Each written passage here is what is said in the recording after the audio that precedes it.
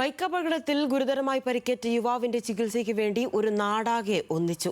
കാസർഗോഡ് തൃക്കരിപ്പൂർ സ്വദേശി വിഷ്ണുദേവിന്റെ ചികിത്സയ്ക്കുള്ള പണം നാട്ടുകാർ കണ്ടെത്തിയത് ടീ ചലഞ്ച് നടത്തിയാണ്. പൊതുപ്രവർത്തകരും സിനിമാ താരങ്ങളും ഉൾപ്പെടെ നിരവധി പേരാണ് ചായ ചലഞ്ചിൽ പങ്കെടുത്തത്.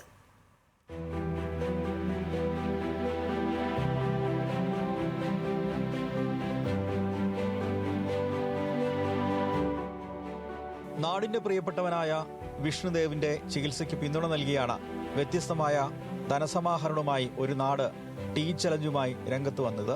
കാസർഗോഡ് തൃക്കരിപ്പൂർ തലിച്ചാലത്തെ ചായ ഹട്ടിലാണ് സാമ്പത്തിക സമാഹരണത്തിന് വേദിയൊരുക്കിയത്. ചായ കുടിക്കൂ, ജീവൻ രക്ഷിക്കൂ എന്ന സന്ദേശം ഉൾക്കൊണ്ട് ഒരു നാട് ഒന്നാകെ ചലഞ്ചിൽ പങ്കെടുക്കാനായി ഒഴുകിയെത്തി. വിഷ്ണുദേവിന്റെ ചികിത്സയ്ക്ക് തുക കണ്ടെത്താനായി രൂപീകരിച്ച സാമ്പത്തിക സഹായ കമ്മിറ്റിയാണ് ചലഞ്ച് സംഘടിപ്പിച്ചത്. കാഞ്ഞങ്ങാട് നിത്യാനന്ദ പോളിടെക്നിക് കോളേജ് വിദ്യാർത്ഥിയായിരുന്ന വിഷ്ണുദേവ് NSS ക്യാമ്പിനിടെ വീട്ടിലേക്ക് മടങ്ങുന്നതിനിടെയാണ് അപകടത്തിൽപ്പെട്ട് തുടയിലിന് കാര്യമായി പരിക്കേറ്റത്. ചികിത്സയും തുടർ ശസ്ത്രക്രിയകളും പൂർത്തിയാക്കാനുള്ള പണം കണ്ടെത്താനാണ് നാട്ടുകാർ ചികിത്സാ സഹായ കമ്മിറ്റി രൂപീകരിച്ചതും ഇത്തരത്തിൽ ഒരു ധനസമാഹരണ പദ്ധതി ആവിഷ്കരിച്ചതും.